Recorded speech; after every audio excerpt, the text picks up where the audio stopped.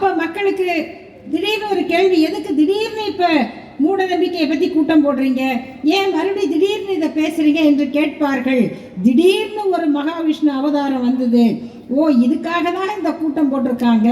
ஏன்னா 10 அவதாரம் முடிஞ்சது, அதில் 10வது அவதாரம் நடந்துக்கிட்டு இருக்குது, அது எப்போ முடியும்னு தெரியாது என்று சொல்லி கொண்டிருக்கும் போது ஒரு குட்டி அவதாரம் இப்படி வந்து பேசுச்சு அப்படின்னு எல்லாம் பார்த்து அதிர்ச்சி அடைந்தார்கள்.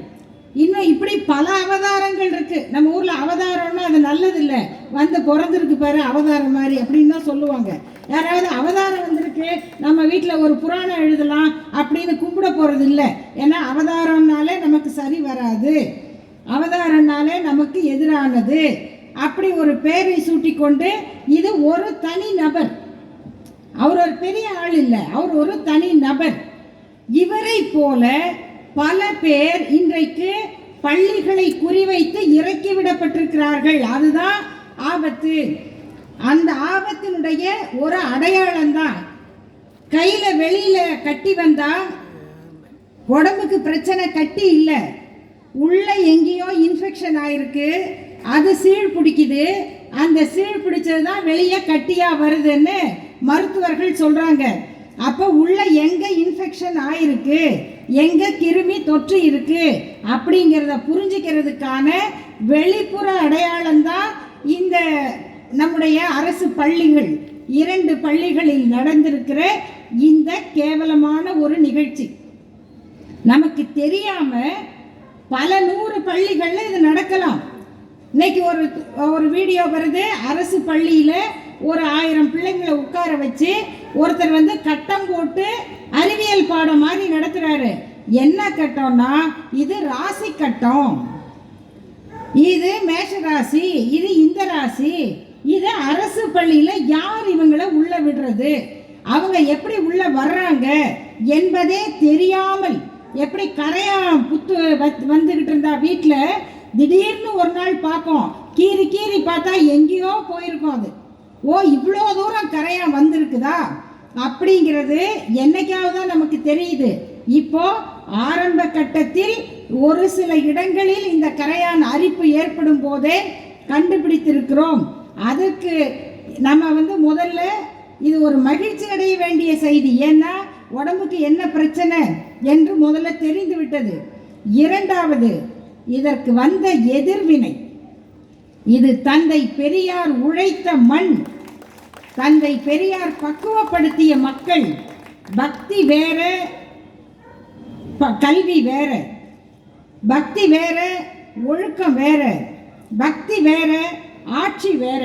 இதை இந்த வேறுபாட்டை புரிந்த தமிழ்நாட்டு மக்கள் அதற்கு காட்டிய எதிர்வினை உலகத்தில் எங்கேயுமே பார்த்திருக்க மாட்டார்கள் தோழர்களே.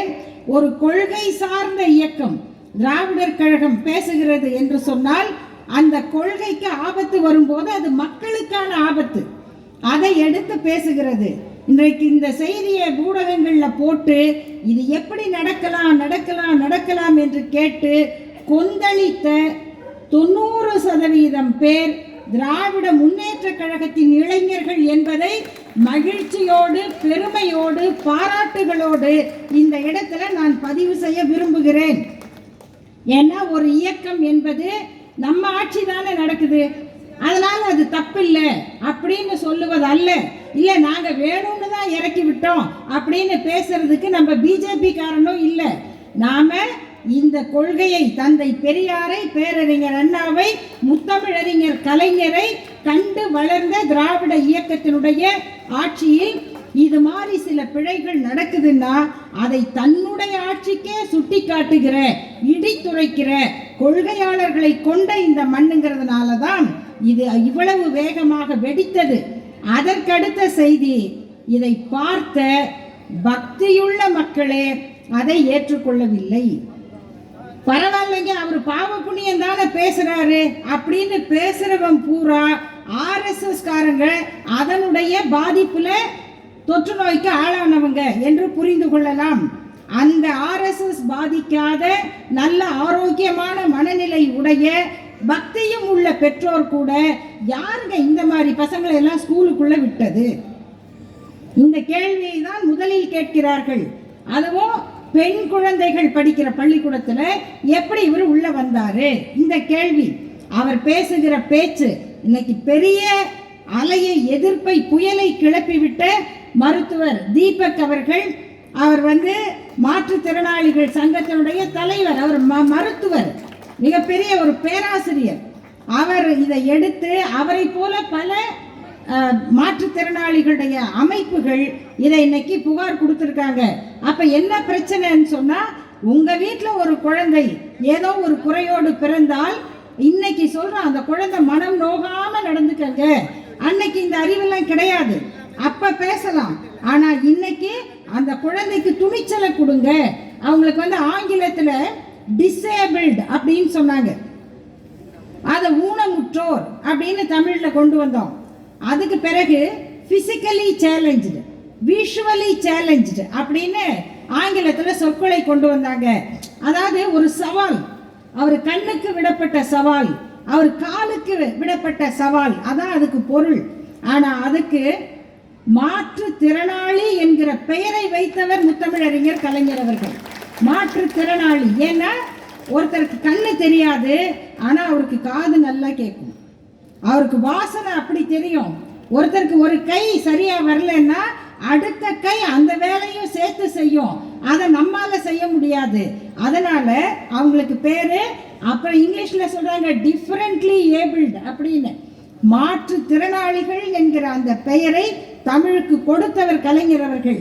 அப்படிப்பட்ட ஒரு அறிவை மக்களுக்கு வளர்க்கிற ஒரு சூழலில் பள்ளி குழந்தைகளுக்கு நீ ஏன் இப்படி பிறந்த தெரியுமா, நீ போன ஜென்மத்தில் செஞ்ச பாவம் என்று பள்ளிகளில் பேச அனுமதித்தால் என்ன நடக்கும்?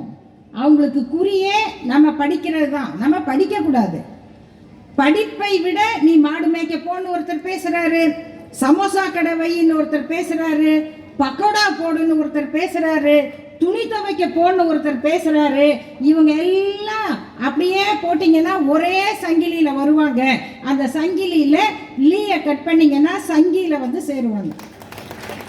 அதுக்கு எதிராக அறிவு பிரச்சாரத்தை எடுத்து சொல்லுகிற திராவிடர் கழகத்தினுடைய தலைவர் ஆசிரியர். அப்படின்னா பாடம் நடத்துகிறவர்னு பொருள், அதான் பாடம்.